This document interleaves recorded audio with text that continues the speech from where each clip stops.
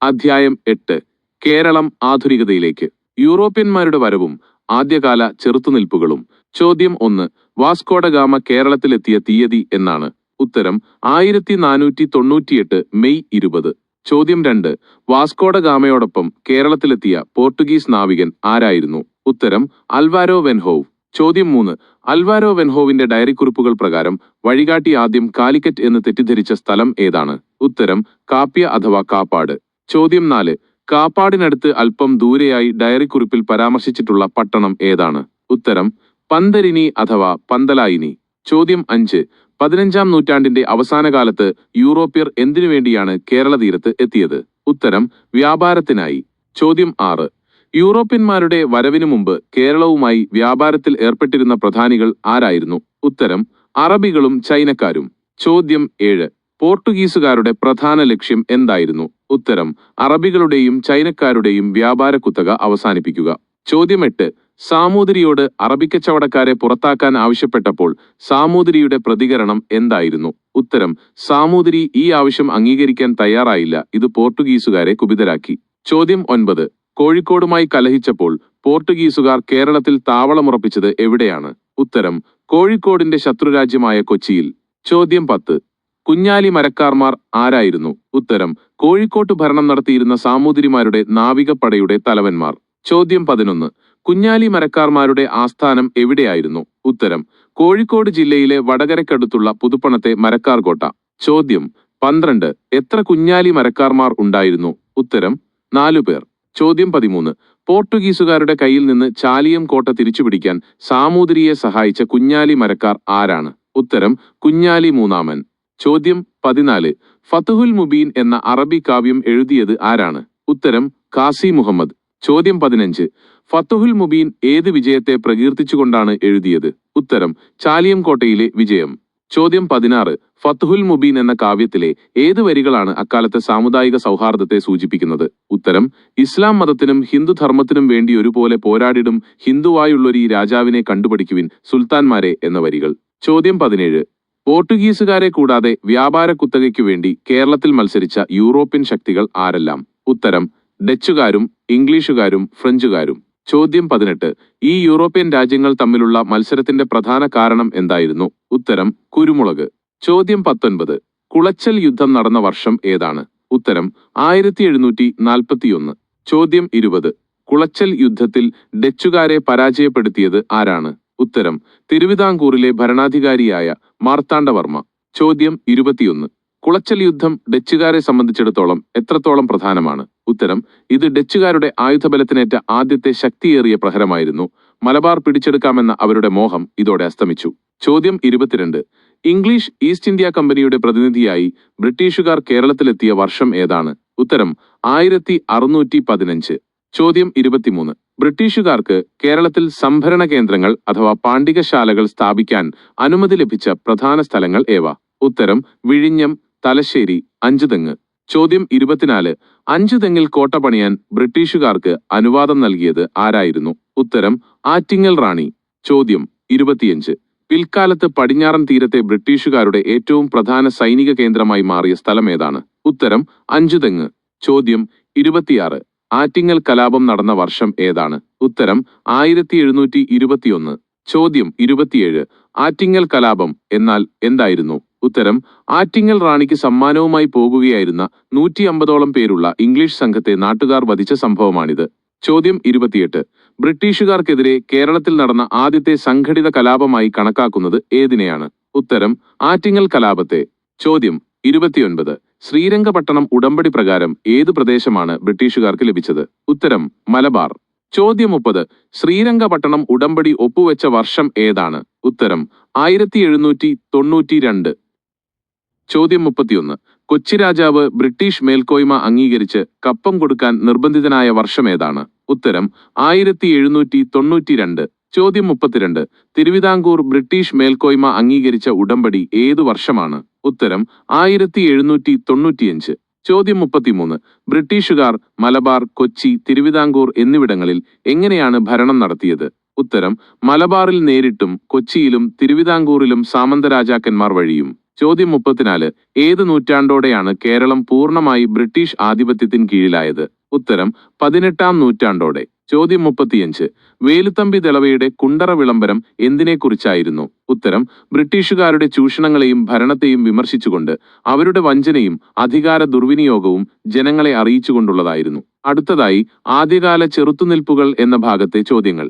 ചോദ്യം 36. കേരളസിംഹം എന്ന പേരിൽ അറിയപ്പെട്ടത് ആരാണ്? ഉത്തരം പഴശ്ശിരാജ. ചോദ്യം 37. ബ്രിട്ടീഷ് രേഖകളിൽ പഴശ്ശിരാജാവിനെ എങ്ങനെയാണ് വിശേഷിപ്പിക്കുന്നത്?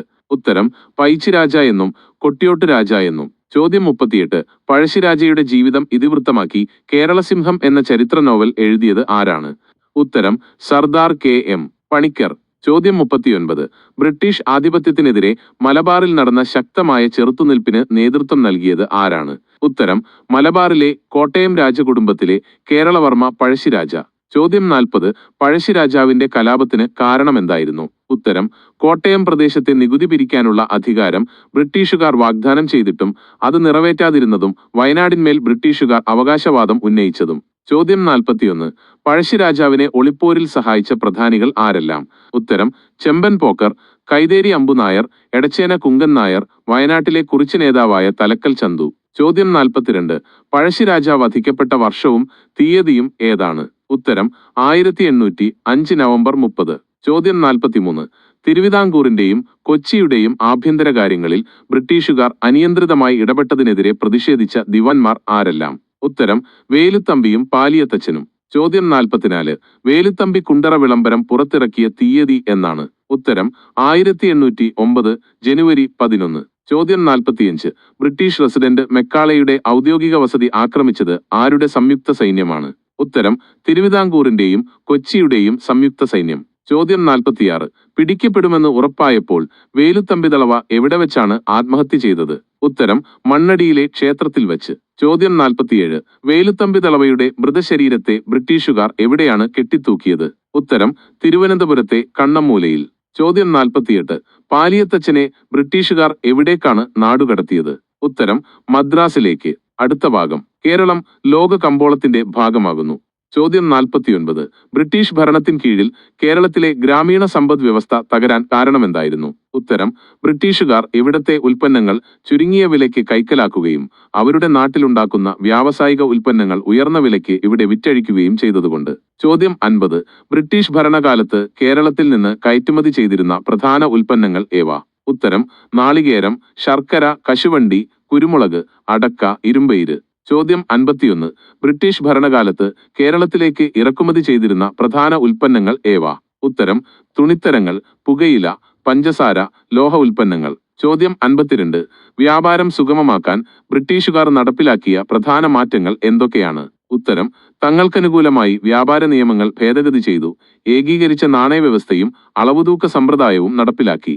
ചോദ്യം 53. കേരളത്തിലെ ആദ്യത്തെ റെയിൽപാത നിർമ്മിച്ചത് ആരാണ്? ഉത്തരം ബ്രിട്ടീഷുകാർ. ചോദ്യം 54. കേരളത്തിലെ ആദ്യത്തെ റെയിൽപാത എവിടെ നിന്ന് എവിടം വരെയാണ് നിർമ്മിച്ചത്? ഉത്തരം ബേപ്പൂർ മുതൽ തിരൂർ വരെ. ചോദ്യം 55. കേരളത്തിലെ ആദ്യത്തെ റെയിൽപാത നിർമ്മിച്ച വർഷം ഏതാണ്? ഉത്തരം 1861. ചോദ്യം 56. ചരക്കുഗതാഗതം സുഗമമാക്കാൻ ബ്രിട്ടീഷുകാർ വികസിപ്പിച്ച തുറമുഖങ്ങൾ ഏവ? ഉത്തരം കൊച്ചി, കോഴിക്കോട്, ആലപ്പുഴ. അടുത്ത ഭാഗം. ഭൂബന്ധങ്ങളിലുണ്ടായ മാറ്റങ്ങൾ. ചോദ്യം 57. ബ്രിട്ടീഷ് ഭരണം ഭൂമിയുടെ മേലുള്ള അവകാശങ്ങളിൽ വരുത്തിയ പ്രധാന മാറ്റം എന്തായിരുന്നു? ഉത്തരം പ്രാദേശിക നാടുവാഴികളെയും ജന്മിമാരെയും ഭൂവുടമകളായി കണക്കാക്കുകയും അവർ ബ്രിട്ടീഷുകാർക്ക് കൊടുക്കേണ്ട നികുതി മുൻകൂട്ടി നിശ്ചയിക്കുകയും ചെയ്തു. ചോദ്യം 58. മലബാറിലെ കുടിയാന്മാരുടെ ജീവിതം കൂടുതൽ പരിതാപകരമാകാൻ കാരണമെന്തായിരുന്നു? ഉത്തരം ജന്മിമാരും നാടുവാഴികളും കുടിയാന്മാരുടെ മേൽ നികുതിഭാരം അടിച്ചേൽപ്പിക്കുകയും കൃഷിക്കാരെ കുടിയൊഴിപ്പിക്കുകയും ചെയ്തതുകൊണ്ട്. ചോദ്യം 59. മാപ്പിള കലാപങ്ങളെക്കുറിച്ച് അന്വേഷിക്കാൻ നിയമിച്ച കമ്മീഷൻ ഏതാണ്? ഉത്തരം ലോഗൻ കമ്മീഷൻ. ചോദ്യം 60. മലബാർ കുടിയായ്മ നിയമം നടപ്പിലാക്കിയ വർഷം ഏതാണ്? ഉത്തരം 1929. ചോദ്യം 61. മാർത്താണ്ഡവർമ്മയുടെ കാലം മുതൽ തിരുവിതാംകൂറിൽ ഭൂവുടമ ബന്ധങ്ങളിൽ വന്ന പ്രധാന മാറ്റം എന്തായിരുന്നു? ഉത്തരം മാടമ്പിമാരുടെ ഭൂമിയെല്ലാം പണ്ടാരം വക അഥവാ സർക്കാർ വക ഭൂമിയായി മാറി. ചോദ്യം 62. പണ്ടാരപ്പാട്ട വിളംബരം പുറപ്പെടുവിച്ച വർഷം ഏതാണ്? ഉത്തരം 1865. ചോദ്യം 63. പണ്ടാരപ്പാട്ട വിളംബരം എന്തുമായി ബന്ധപ്പെട്ടതാണ്? ഉത്തരം പണ്ടാരം വക ഭൂമിയിലെ കുടിയാന്മാർക്ക് അവർ കൃഷി ചെയ്യുന്ന ഭൂമി സ്വന്തമായി നൽകിക്കൊണ്ടുള്ള സുപ്രധാന വിളംബരം. ചോദ്യം 64. ജന്മി കുടിയാൻ നിയമം തിരുവിതാംകൂറിൽ പാസാക്കിയ വർഷം ഏതാണ്? ഉത്തരം 1896. ചോദ്യം 65. കൊച്ചിയിൽ കുടിയായ്മ നിയമം നിലവിൽ വന്ന വർഷം ഏതാണ്? ഉത്തരം 1914. അടുത്ത ഭാഗം കാർഷിക മേഖലയിലെ വാണിജ്യവൽക്കരണം. ചോദ്യം 66.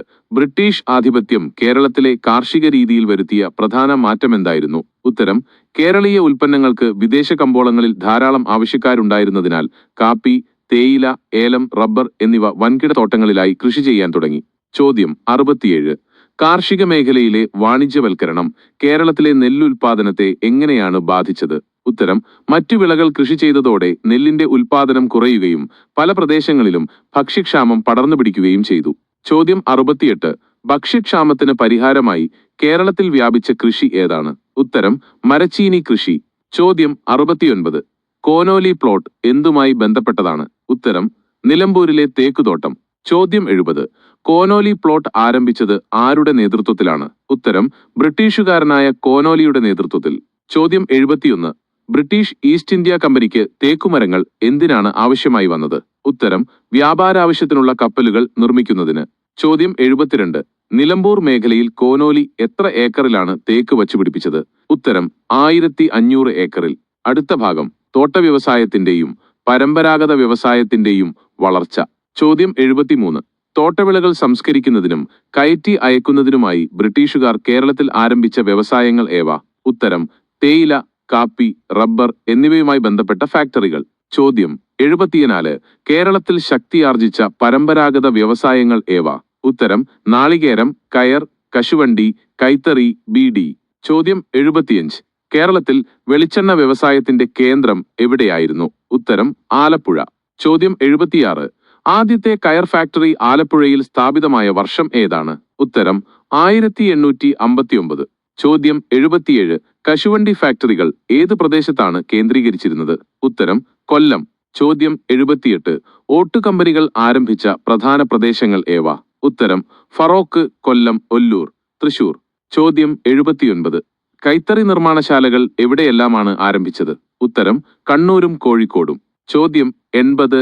ബീഡി വ്യവസായം എവിടെ കേന്ദ്രീകരിച്ചാണ് വളർന്നു വന്നത്? ഉത്തരം കണ്ണൂർ. അടുത്ത ഭാഗം ആധുനിക വ്യവസായങ്ങളുടെ ഉദയം. ചോദ്യം 81. ആധുനിക വ്യവസായശാലകൾ കേരളത്തിൽ സ്ഥാപിക്കപ്പെട്ടത് ഏത് നൂറ്റാണ്ടിന്റെ പകുതിയോടെയാണ്? ഉത്തരം 20-ാം നൂറ്റാണ്ടിന്റെ പകുതിയോടെ. ചോദ്യം 82.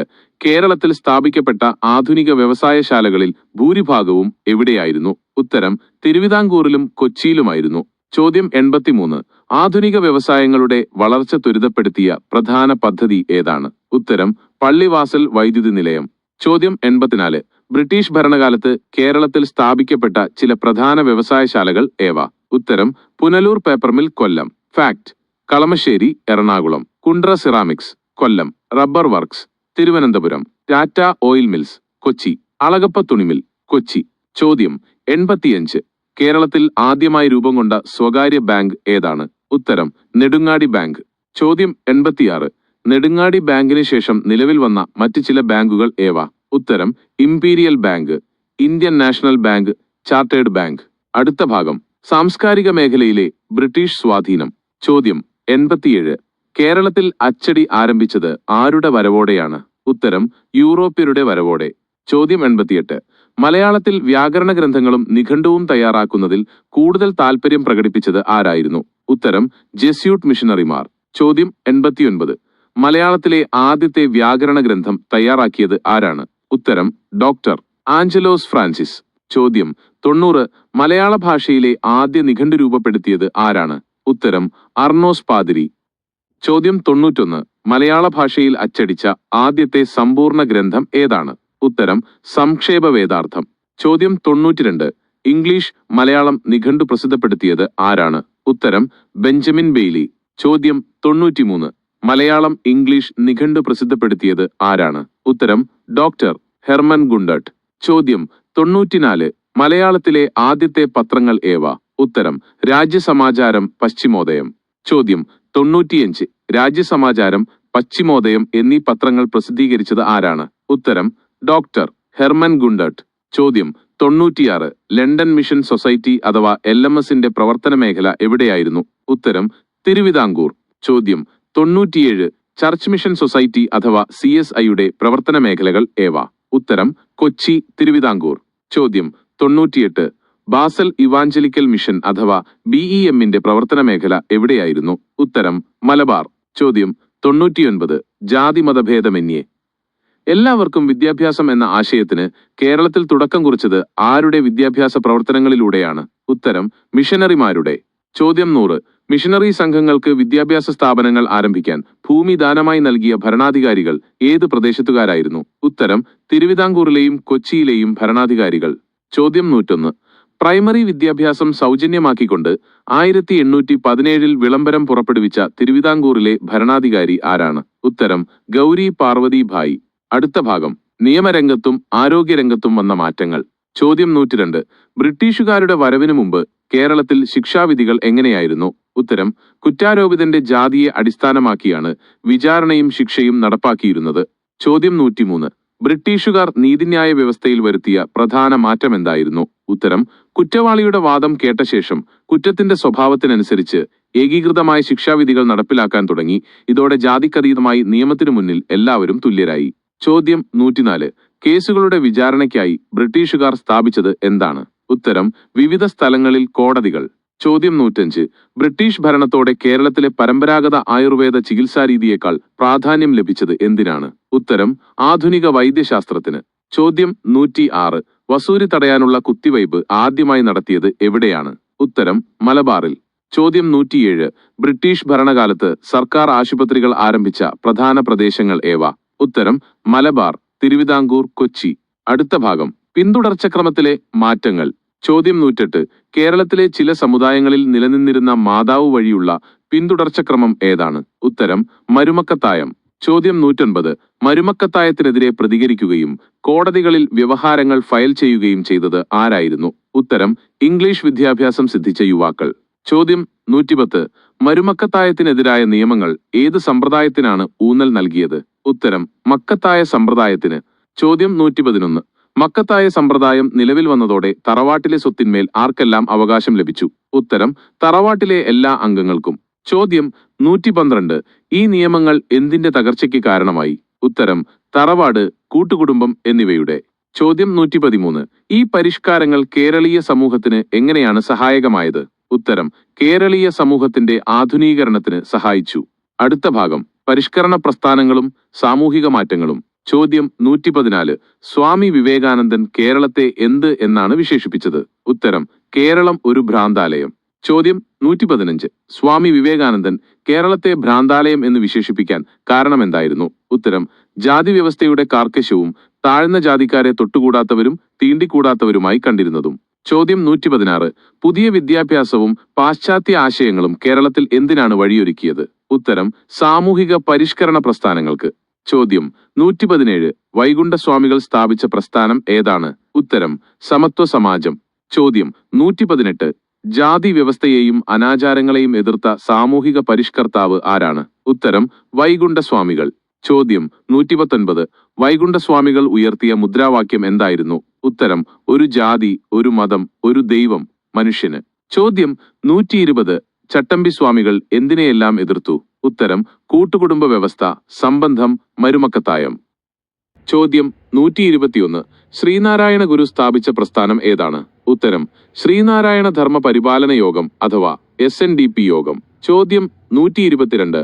ശ്രീനാരായണ ഗുരു അരുവിപ്പുറത്ത് ശിവപ്രതിഷ്ഠ നടത്തിയ വർഷം ഏതാണ്? ഉത്തരം 1888. ചോദ്യം 123. അരുവിപ്പുറം ശിവപ്രതിഷ്ഠയുടെ പ്രാധാന്യം എന്തായിരുന്നു? ഉത്തരം സവർണർക്ക് മാത്രം ചെയ്യാൻ അവകാശമുണ്ടായിരുന്ന പ്രതിഷ്ഠാകർമ്മം തങ്ങൾക്കും ചെയ്യാൻ കഴിയുമെന്ന് താഴ്ന്ന ജാതിക്കാരെ ബോധ്യപ്പെടുത്തി. ചോദ്യം 124. ശ്രീനാരായണ ഗുരുവിന്റെ പ്രധാന സന്ദേശം എന്തായിരുന്നു? ഉത്തരം ഒരു ജാതി, ഒരു മതം, ഒരു ദൈവം, മനുഷ്യന്. ചോദ്യം 125. ശ്രീനാരായണ ഗുരു ആലുവയിൽ സർവമത സമ്മേളനം നടത്തിയ വർഷം ഏതാണ്? ഉത്തരം 1924. ചോദ്യം 126. കുട്ടികൾക്ക് വിദ്യാഭ്യാസം നൽകുന്നതിനായി പള്ളികളോടനുബന്ധിച്ച് പള്ളിക്കൂടങ്ങൾ സ്ഥാപിക്കാൻ മുൻകൈയെടുത്ത സാമൂഹിക പരിഷ്കർത്താവ് ആരാണ്? ഉത്തരം കുര്യാക്കോസ് ഏലിയാസ് ചാവറ. ചോദ്യം 127. അയ്യൻകാളി സ്ഥാപിച്ച സംഘടന ഏതാണ്? ഉത്തരം സാധുജന പരിപാലന സംഘം 1907. ചോദ്യം 128. അയ്യൻകാളി എന്തിനു വേണ്ടിയാണ് സമരം ചെയ്തത്? ഉത്തരം പുലയ കുട്ടികൾക്ക് സ്കൂളിൽ പ്രവേശനം ലഭിക്കുന്നതിനും പൊതുവഴികളിലൂടെ യാത്ര ചെയ്യുന്നതിനുള്ള അവകാശത്തിനും. ചോദ്യം 129. വക്കം അബ്ദുൾ ഖാദർ മൗലവി സ്ഥാപിച്ച സംഘടന ഏതാണ്? ഉത്തരം തിരുവിതാംകൂർ മുസ്ലിം മഹാജനസഭ. ചോദ്യം 130. ആത്മവിദ്യാ സംഘം സ്ഥാപിച്ചത് ആരാണ്? ഉത്തരം വാഗ്ഭടാനന്ദൻ 1917. ചോദ്യം 131. ജാതി വേണ്ട, മതം വേണ്ട, ദൈവം വേണ്ട മനുഷ്യന് എന്ന് പറഞ്ഞത് ആരാണ്? ഉത്തരം സഹോദരൻ അയ്യപ്പൻ. ചോദ്യം 132. സഹോദരൻ അയ്യപ്പൻ സ്ഥാപിച്ച പ്രസ്ഥാനം ഏതാണ്? ഉത്തരം സഹോദര പ്രസ്ഥാനം. ചോദ്യം 133. പണ്ഡിറ്റ് KP കറുപ്പൻ സ്ഥാപിച്ച സംഘടന ഏതാണ്? ഉത്തരം അരയ സമാജം 1910. ചോദ്യം 134. മന്നത്ത് പത്മനാഭൻ സ്ഥാപിച്ച സംഘടന ഏതാണ്? ഉത്തരം നായർ സർവീസ് സൊസൈറ്റി 1914. ചോദ്യം 135. നമ്പൂതിരിയെ മനുഷ്യനാക്കുക എന്ന് പറഞ്ഞത് ഏത് സംഘടനയാണ്? ഉത്തരം യോഗക്ഷേമ സഭ. സ്ഥാപകൻ VT ഭട്ടതിരിപ്പാട്. ചോദ്യം 136. പ്രത്യക്ഷരക്ഷാ ദൈവസഭ സ്ഥാപിച്ചത് ആരാണ്? ഉത്തരം കുമാരഗുരുദേവൻ 1909. അടുത്ത ഭാഗം സാമൂഹിക മാറ്റത്തിനായുള്ള സമരങ്ങൾ. ചോദ്യം 137. മാറുമറയ്ക്കാനുള്ള അവകാശത്തിനായി തെക്കൻ തിരുവിതാംകൂറിലെ ചന്നാർ സ്ത്രീകൾ സമരം ചെയ്ത വർഷം ഏതാണ്? ഉത്തരം 1859. ചോദ്യം 138. ചാന്നാർ സ്ത്രീകൾക്ക് ജാക്കറ്റും മേൽമുണ്ട് ധരിക്കാനുള്ള അവകാശം അനുവദിച്ച മഹാരാജാവ് ആരാണ്? ഉത്തരം ഉത്രം തിരുനാൾ മഹാരാജാവ്. ചോദ്യം 139. വൈക്കം സത്യാഗ്രഹം നടന്ന വർഷം ഏതാണ്? ഉത്തരം 1924. ചോദ്യം 140. വൈക്കം സത്യാഗ്രഹം എന്തിനു വേണ്ടിയായിരുന്നു? ഉത്തരം പൊതുവഴികളിലൂടെയുള്ള സഞ്ചാര സ്വാതന്ത്ര്യത്തിനു വേണ്ടി. ചോദ്യം 141. വൈക്കം സത്യാഗ്രഹത്തിന് നേതൃത്വം നൽകിയ പ്രധാന വ്യക്തികൾ ആരെല്ലാം? ഉത്തരം KP കേശവമേനോൻ, TK മാധവൻ, ജോർജ് ജോസഫ്. ചോദ്യം 142. ഗുരുവായൂർ സത്യാഗ്രഹം നടന്ന വർഷം ഏതാണ്? ഉത്തരം 1931. ചോദ്യം 143. ഗുരുവായൂർ സത്യാഗ്രഹം എന്തിനു വേണ്ടിയായിരുന്നു? ഉത്തരം എല്ലാ ഹിന്ദുക്കൾക്കും ക്ഷേത്രപ്രവേശനത്തിനായി. ചോദ്യം 144. ഗുരുവായൂർ സത്യാഗ്രഹത്തിന് നേതൃത്വം നൽകിയ പ്രധാന വ്യക്തികൾ ആരെല്ലാം? ഉത്തരം K Kelappan, P Krishnapillai, AK Gopalan. ചോദ്യം 145. തിരുവിതാംകൂറിൽ ക്ഷേത്രപ്രവേശന വിളംബരം നടന്ന വർഷം ഏതാണ്? ഉത്തരം 1936. ചോദ്യം 146. തിരുവിതാംകൂറിൽ ക്ഷേത്രപ്രവേശന വിളംബരം പുറപ്പെടുവിച്ച മഹാരാജാവ് ആരാണ്? ഉത്തരം ശ്രീ ചിത്തിര തിരുനാൾ ബാലരാമവർമ്മ. ചോദ്യം 147. പുലയ കുട്ടികൾക്ക് സ്കൂളിൽ പ്രവേശനം നൽകിയതിനെ തുടർന്നുണ്ടായ കല്ലുമാല സമരം എന്നുകൂടി അറിയപ്പെടുന്ന പ്രക്ഷോഭം ഏതാണ്? ഉത്തരം പെരിനാട് ലഹള അഥവാ കല്ലുമാല സമരം. ചോദ്യം 148.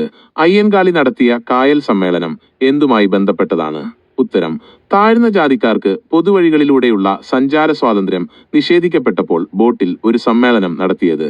അടുത്ത ഭാഗം ദേശീയ പ്രസ്ഥാനം കേരളത്തിൽ. ചോദ്യം 149. കേരളത്തിൽ ദേശീയ പ്രസ്ഥാനത്തിന് ഒരു ഏകീകൃത രൂപം ഇല്ലാതിരുന്നതിന് കാരണമെന്തായിരുന്നു? ഉത്തരം ഭരണപരമായി കേരളം ഏകീകരിക്കപ്പെടാതിരുന്നത്. ചോദ്യം 180. മലബാറിൽ ബ്രിട്ടീഷുകാർ എങ്ങനെയാണ് ഭരണം നടത്തിയത്? ഉത്തരം നേരിട്ട്. ചോദ്യം 151. കൊച്ചിയിലും തിരുവിതാംകൂറിലും ബ്രിട്ടീഷുകാർ എങ്ങനെയാണ് ഭരണം നടത്തിയത്? ഉത്തരം റെസിഡന്റ്മാർ വഴി പരോക്ഷമായി. ചോദ്യം 152. ഒന്നാം കേരള സംസ്ഥാന രാഷ്ട്രീയ സമ്മേളനം നടന്ന വർഷം ഏതാണ്? ഉത്തരം 1921. ചോദ്യം 153. ഒന്നാം കേരള സംസ്ഥാന രാഷ്ട്രീയ സമ്മേളനം എവിടെയാണ് നടന്നത്? ഉത്തരം ഒറ്റപ്പാലത്ത്. ചോദ്യം 154. ഒന്നാം കേരള സംസ്ഥാന രാഷ്ട്രീയ സമ്മേളനത്തിന്റെ അധ്യക്ഷൻ ആരായിരുന്നു? ഉത്തരം ആന്ധ്രകേസരി എന്നറിയപ്പെടുന്ന ബാരിസ്റ്റർ T പ്രകാശം. ചോദ്യം 155. മലബാർ കലാപം നടന്ന വർഷം ഏതാണ്? ഉത്തരം 1921. ചോദ്യം 156. ഖിലാഫത്ത് പ്രസ്ഥാനവും നിസ്സഹകരണ പ്രസ്ഥാനവും കേരളത്തിൽ ശക്തി പ്രാപിച്ചത് എവിടെയാണ്? ഉത്തരം മലബാറിൽ. ചോദ്യം 157. മലബാർ കലാപത്തിന് നേതൃത്വം നൽകിയ പ്രധാന നേതാക്കൾ ആരെല്ലാം? ഉത്തരം ആലി മുസ്ലിയാരും വാരിയൻകുന്നത്ത് കുഞ്ഞഹമ്മദ് ഹാജിയും. ചോദ്യം 188. കേരളത്തിൽ സിവിൽ നിയമലംഘന പ്രസ്ഥാനത്തിന്റെ ഭാഗമായി നടന്ന ഉപ്പു സത്യാഗ്രഹം എവിടെയാണ് നടന്നത്? ഉത്തരം പയ്യന്നൂരിൽ. ചോദ്യം 189. പയ്യന്നൂർ ഉപ്പു സത്യാഗ്രഹം നടന്ന വർഷം ഏതാണ്? ഉത്തരം 1930. ചോദ്യം 160. പയ്യന്നൂർ ഉപ്പു സത്യാഗ്രഹത്തിന് നേതൃത്വം നൽകിയത് ആരാണ്? ഉത്തരം കെ കേളപ്പൻ. ചോദ്യം 161. നിയമലംഘന പ്രസ്ഥാനത്തിന്റെ ഭാഗമായി നടന്ന മറ്റ് പ്രവർത്തനങ്ങൾ എന്തൊക്കെയാണ്? ഉത്തരം വിദേശ വസ്തു ബഹിഷ്കരണവും മദ്യഷാപ്പ് പിക്കറ്റിംഗുകളും ഖാദി പ്രചാരണവും. ചോദ്യം 162. 1934 ഗാന്ധിജി നിയമലംഘന പ്രസ്ഥാനം പിൻവലിച്ചതിനെ തുടർന്ന് കേരളത്തിലെ കോൺഗ്രസ് പ്രവർത്തകരിൽ ഒരു വിഭാഗം ഏത് പാർട്ടിക്കാരായി മാറി? ഉത്തരം സോഷ്യലിസ്റ്റ് പാർട്ടിക്കാർ. ചോദ്യം 163. കോൺഗ്രസ് സോഷ്യലിസ്റ്റ് പാർട്ടിയുടെ കമ്മ്യൂണിസ്റ്റ് പാർട്ടിയായി രൂപപ്പെട്ട വർഷം ഏതാണ്? ഉത്തരം 1939. ചോദ്യം 164. കേരളത്തിലെ പ്രമുഖ കമ്മ്യൂണിസ്റ്റ് നേതാക്കൾ ആരെല്ലാം? ഉത്തരം EMS Namboodiripad, AK Gopalan, P Krishnapillai. ചോദ്യം 165. കമ്മ്യൂണിസ്റ്റ് നേതാക്കൾ ആരെയാണ് സംഘടിപ്പിച്ചത്? ഉത്തരം കർഷകരെയും തൊഴിലാളികളെയും. ചോദ്യം 166. കയ്യൂർ കലാപം നടന്ന വർഷം ഏതാണ്? ഉത്തരം 1941. ചോദ്യം 167. മൊറാഴ സംഭവം നടന്ന വർഷം ഏതാണ്? ഉത്തരം 1940. ചോദ്യം 168. പുന്നപ്ര വയലാർ സമരം നടന്ന വർഷം ഏതാണ്? ഉത്തരം 1946. ചോദ്യം 169. പുന്നപ്ര വയലാർ സമരം എന്തിനെതിരെയായിരുന്നു? ഉത്തരം CP രാമസ്വാമി അയ്യരുടെ അമേരിക്കൻ മോഡൽ ഭരണത്തിനെതിരെ. അടുത്ത ഭാഗം ഐക്യ കേരളത്തിലേക്ക്. ചോദ്യം 170. മലയാളികൾ എത്ര ഭരണമേഖലകളായിട്ടാണ് ഭിന്നിച്ചു കിടന്നിരുന്നത്? ഉത്തരം 3. ചോദ്യം 171. 1920 നാഗ്പൂരിൽ ചേർന്ന കോൺഗ്രസ് സമ്മേളനം എന്ത് തീരുമാനമാണ് എടുത്തത്? ഉത്തരം ഭാഷാടിസ്ഥാനത്തിൽ സംസ്ഥാന കോൺഗ്രസ് കമ്മിറ്റികൾ രൂപീകരിക്കാൻ. ചോദ്യം 172. തിരുവിതാംകൂറിൽ രാഷ്ട്രീയ പ്രക്ഷോഭത്തിന്റെ ആരംഭം കുറിക്കുന്നത് എന്തിലൂടെയാണ്? ഉത്തരം 1891 മലയാളി മെമ്മോറിയലിലൂടെ. ചോദ്യം 173. മലയാളി മെമ്മോറിയലിന് നേതൃത്വം നൽകിയത് ആരാണ്? ഉത്തരം ബാരിസ്റ്റർ GP പിള്ള. ചോദ്യം 174. മലയാളി മെമ്മോറിയൽ മഹാരാജാവിന് സമർപ്പിച്ചത് എന്ത് ആവശ്യപ്പെട്ടുകൊണ്ടാണ്? ഉത്തരം സർക്കാർ ജോലികളിൽ തിരുവിതാംകൂർക്കാർക്ക് മതിയായ പ്രാതിനിധ്യം ആവശ്യപ്പെട്ടുകൊണ്ട്. ചോദ്യം 175. ഈഴവ മെമ്മോറിയൽ മഹാരാജാവിന് സമർപ്പിച്ചത് ആരാണ്? ഉത്തരം ഡോക്ടർ പൽപു. ചോദ്യം 176.